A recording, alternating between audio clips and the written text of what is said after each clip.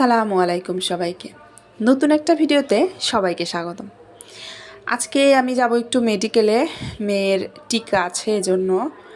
তো এজন্য মেয়েকে প্রথমেই রেডি করে দিয়েছি। টুপিটা কিন্তু আসলে আমি পরে দিইনি, টুপিটা পরে দিয়েছে আমার বড় মেয়ে।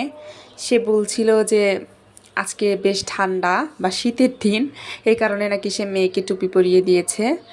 তো যাই হোক, যাওয়ার আগে আগে টুপিটাকে খুলে রেখে দিলাম।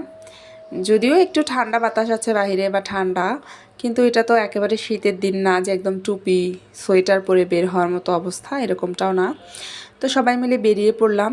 তো বাসার সামনে আমার মেয়ে একটু সবাইকে হাই বলে দিল, এর জন্যই সে একটু আর কি হাই দিয়ে দিল সবাইকে। তো দেওয়ার পর দুই বোন খুনসুটি করতে করতে এগোচ্ছিল। তো আমার ছোটো মেয়ে ওর দাদির কোলে ছিল, আর দুই বোন একসঙ্গে খেলতে খেলতেই পুরো রাস্তাটা যাচ্ছিল। আসলে আমরা এখন অটোতে উঠব। তো মেইন রোডে আসার পর দেখি যে রাস্তা মোটামুটি ফাঁকা, আসলে আকাশটা বেশি একটা ভালো না, এজন্যই হয়তো। তো অটো স্ট্যান্ডে এসে আমরা অটোতে উঠে পড়লাম। তো অটো তো তারপর তার নিজের গতিতেই চলতেছিল। তো বাম পাশে দেখি কয়েকটা গরু খোলামেলা অবস্থায় আছে। আসলে শহরে কিন্তু গরু কখনোই বাধা দেখতে পাওয়া যায় না, সচরাচর ওদের গলার রশিগুলো খোলাই থাকে। মাঝে মাঝে আমি অবশ্য ভাবি যে মানুষের গরুকে হারিয়ে যায় না, তো হয়তো হারায় না জন্য এরকম অবস্থা। তো তারপর এখন আমরা যেতে যেতে দেখলাম যে একটা কৃষ্ণচূড়া গাছে অনেক ফুল ধরেছে। আসলে ইদানিং কেন জানি আমি দেখতে পাচ্ছি কৃষ্ণচূড়া ফুলটা একটু বেশি, যদিও কিন্তু এখন বসন্তকাল না, তারপরেও কত সুন্দরভাবে যে ফুলগুলো ফুটে আছে, দেখতেই এক অন্যরকম শান্তি কাজ করে। তো পাশেই দেখতে পেলাম বীজ ভাণ্ডার, যেটা আর কি সরকারি যে বীজ সংরক্ষণাগার যে থাকে সেটা। তো রাস্তার ধারে এগুলো দেখতে দেখতে যাচ্ছিলাম। আসলে রংপুরের এই রোডটাতে কিন্তু অনেক কিছুই রয়েছে, কৃষি, তারপর বীজ বীজ সংরক্ষণাগার, তারপর মৃত্তিকা ভবন, এই সব কিছুই, অর্থাৎ কৃষি রিলেটেড সব কিছুই আছে। তো এরপর আমরা চলে আসলাম লালবাগে। এটার নাম কিন্তু লালবাগ, তারপরেও কেন যেন একটা বাঘ রেখেছে ওখানে, বাঘ তৈরি করে রেখেছে। সেটা অবশ্য আমি জানি না, আমার মেয়ে মাঝে মাঝে বলে যে মা লালবাগ। তা আমি বলি যে না মা, আসলে নামটা হচ্ছে লালবাগ, কিন্তু বাঘ রেখেছে কেন সেটা আমরা অবশ্য কেউ জানি না। তো তারপরে এগোতে এগোতেই দেখলাম যে শাপলা চত্বর এসে গেল। এই শাপলাগুলো দেখতে আমার ভালোই লাগে।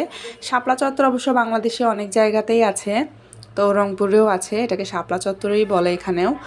তো সন্ধ্যার সময় অবশ্য শাপলা চত্বরটা সুন্দর হয়, ওখানে যে পানির ফোয়ারাটা আছে সেটাও ছেড়ে দেয়, আবার কিছু মরিচবাতিও জ্বালিয়ে দেয়, সব কিছু মিলিয়ে একদম অন্যরকম একটা পরিবেশ সৃষ্টি হয়, খুব সুন্দর লাগে। তো আর কি সেসব দেখতে দেখতেই আমরা আগাচ্ছিলাম। তো সামনে গিয়ে দেখলাম যে আমরা পায়রা চত্বর চলে এসেছি। পায়রা চত্বরের পায়রাগুলোকে একটু দেখার চেষ্টা করলাম। আসলে নামের সঙ্গে মিল রেখেই স্থাপনাগুলোও তৈরি করার চেষ্টা করা হয়ে থাকে।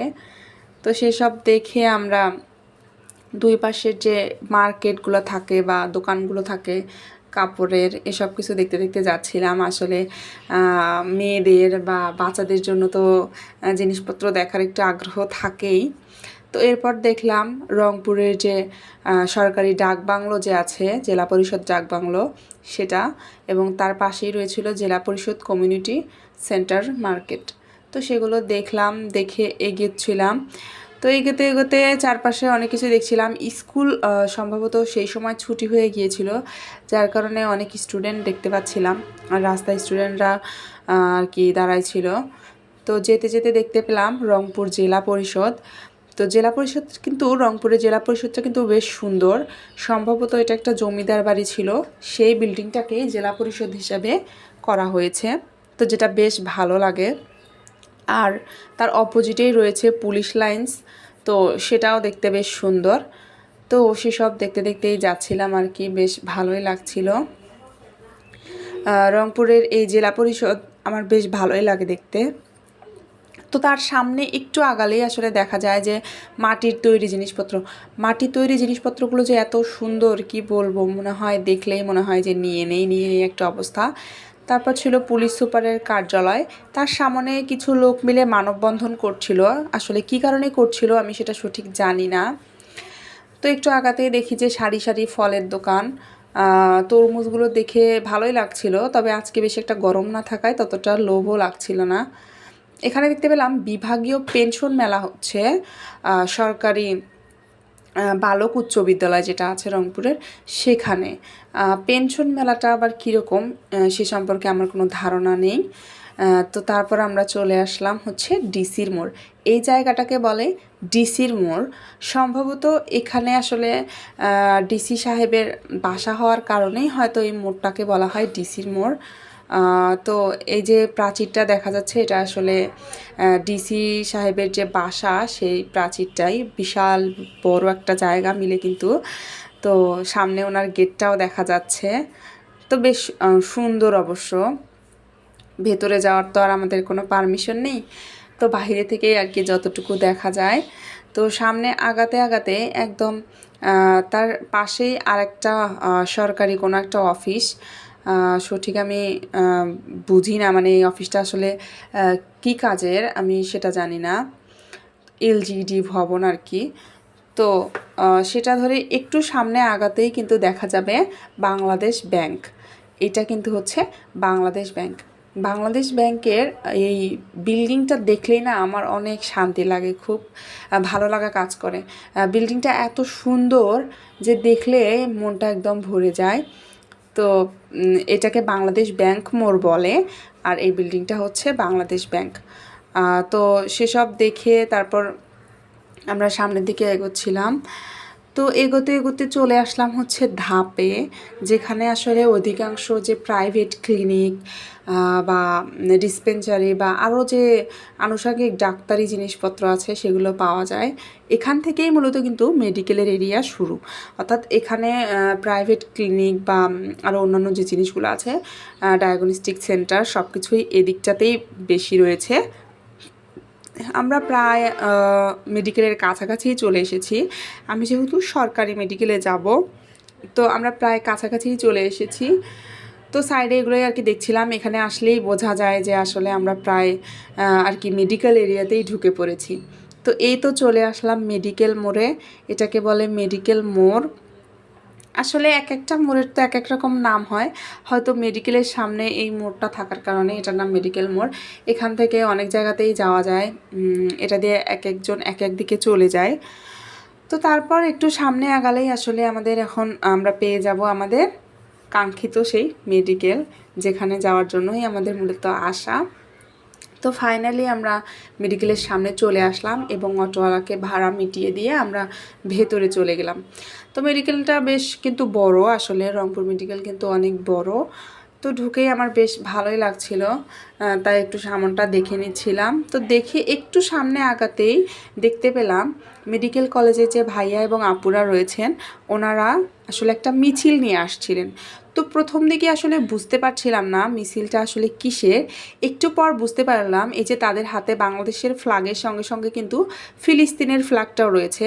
আসলে তারা ফিলিস্তিনের জন্য মিছিলটা করছিলেন। আসলে তারা ফিলিস্তিনকে মুক্ত করার জন্য যে প্রতিবাদ সেটাই তারা করছিলেন, তার সাথে বাংলাদেশেরও আর কি জয়গান করছিলেন। তো সেসব দেখলাম, বেশ ভালোই লাগলো। ভাইয়া এবং আপুরা সমানতালে এগিয়ে যাচ্ছে, তো তার জন্য একটু তাদেরকেও আমি ক্যাপচার করে নিলাম। তো ওনাদের মিছিল পার হয়ে গেলে আমি দেখতে পেলাম যে পাশেই বেশ দুইটা চাচি সিদ্ধ ডিম বিক্রি করছিলেন। আসলে মেডিকেল এরিয়াতে কিন্তু অনেক ধরনেরই খাবারের প্রয়োজন হয়ে থাকে, বা ভেতরে একটু দ্রুত খাবার পাওয়ার জন্য কিন্তু এগুলো একটা মানে ভালো অপশন হতে পারে। তো সামনে এগোতেই দেখলাম যে একটা বাদামওয়ালা মামা বাদাম বিক্রি করছেন, তিনি সেখানেই ভাজছেন এবং বিক্রি করছেন। তো বাদামগুলো কিন্তু দেখতে বেশ সুন্দর লাগছিল। তো এই তো দেখুন মেডিকেলের যে ভবন বেশ কিন্তু অনেক মানে বিশাল এরিয়া নিয়ে কিন্তু রয়েছে, আর এখানে সার্ভিস কিন্তু বেশ অনেকটাই ভালো। তো সেখান থেকে একটু এগিয়ে দেখতে পেলাম একটা হকার মামা দাঁড়িয়ে আছেন। তো আমি ভাবলাম যে দেখি মেয়েদের কিছু নিয়ে দেওয়া যায় কি না, কিন্তু দেখলাম যে প্রায় অধিকাংশ জিনিসই আমার মেয়ের অলরেডি আছে। আর আমার মেয়ে এত জিনিস নষ্ট করে যে ওকে আসলে আর কিনে দিতেই ইচ্ছা হয় না। একটা জিনিস একদিন কিনে দেওয়ার পর তৃতীয় দিন আর ও খেলতে পারবে না, এমন একটা অবস্থা। তো আর কী করার, আমি টিকা যেখানে দেয় সেখানে চলে আসলাম। তো সেখানে আসার পর দেখলাম টিকার সেন্টার বেশি একটা ভিড় নেই। অন্য দিন দেখা যায় যে অনেক ভিড় থাকে, বাট আজকে ভিড় ছিল না। তো টিকার কার্ড জমা দিয়ে বাহিরে দাঁড়াইছিলাম। তো আমার মেয়ে যেরকম জামা পরেছে সেম একটা বাচ্চা ওই জামাই পরেছে, সেটা দেখে আমার মেয়ে বেশ ব্লাশ হচ্ছিল আর কি, তার মুখে একদম ব্লাশ দেখা যাচ্ছিল। এরকম অবশ্য আরও 2-3টা বাচ্চা আমি পেয়েছিলাম যারা আমার মেয়ের মতো সেম ড্রেস পরেছিল। তো টিকা তো আর হলো না আসলে। বলছিলেন যে টিকা নাকি সংকট, অর্থাৎ টিকা নাকি নেই। তো দেখুন কি একটা অবস্থা, একটা বিভাগীয় পর্যায়েও যদি সঠিকভাবে টিকা সরবরাহ না থাকে তাহলে কেমনটা লাগে। তো কী আর করার, বাধ্য হয়ে বাইরেই ঘুরে ফিরে চলে আসছিলাম। তো আমরা আরেকটা রাস্তা ধরে আসছিলাম, এখানে দেখছিলাম মাঠা বিক্রি করছে, তারপর দুই পাশে আরও অন্যান্য অনেক দোকানপাট ছিল। তো সব কিছু দেখতে দেখতেই আমরা আসছিলাম। তো সামনে আসার পর একটা মজার জিনিস দেখলাম, সেটা হচ্ছে এক লোক আংটি বিক্রি করছিলেন। মানে বিভিন্ন ধরনের আংটি আর কি, এগুলো নাকি ভাগ্য বদল করে দিতে পারে। তো আপনারা কে কে বিশ্বাস করেন এটা, আপনাদের লাগলে আপনারাও কিন্তু যোগাযোগ করতে পারেন এই মামার কাছে। তো তারপর একটু সাইডে দেখলাম যে একটা প্লাস্টিকের জিনিসপত্র নিয়ে বসেছে, একদম প্রায় একটা দোকানের মতোই কিন্তু হয়ে গিয়েছে। তো তারপর কিছু চায়ের দোকানও ছিল। তো সামনে আসার পর আমাকে এক তৃতীয় লিঙ্গের একজন বলছেন যে বাবুর মা কিছু দাও। তো কী আর করার, ওনাকে 10 টাকা বের করে দিলাম। উনি অবশ্য আমার মেয়েদেরকে অনেক দোয়া করে দিলেন। আসলে ওনাদেরকেও একটু সাহায্য করা কিন্তু উচিত আমাদের।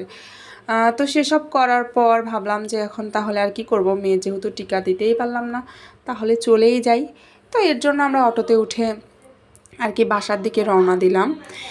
তো এই যে দেবদারু গাছ দেখা যাচ্ছে সারি সারি, যদিও এখন দুপুরবেলা, তারপরেও কিন্তু মনে হচ্ছে না যে এটা দুপুর, কারণ আজকে একদমই রোদ নেই, একদম ছায়া। আর সম্ভবত দেশের অনেক এলাকায় আর কি বৃষ্টি হয়েছে। তো আমরা রাস্তায় আর কোথাও কিছু খাইনি। নামার পর আমরা পেটিস নিয়েছিলাম এবং লাল চা, দুধ চা নিয়ে খেয়েছিলাম। তো তারপর আমরা একটা সুপার শপে এসেছিলাম এবং আমার মেয়ে বেশ কিছু চকলেট দেখছিল, ও বলছিল যে এইটা কিনে দাও, ওইটা কিনে দাও।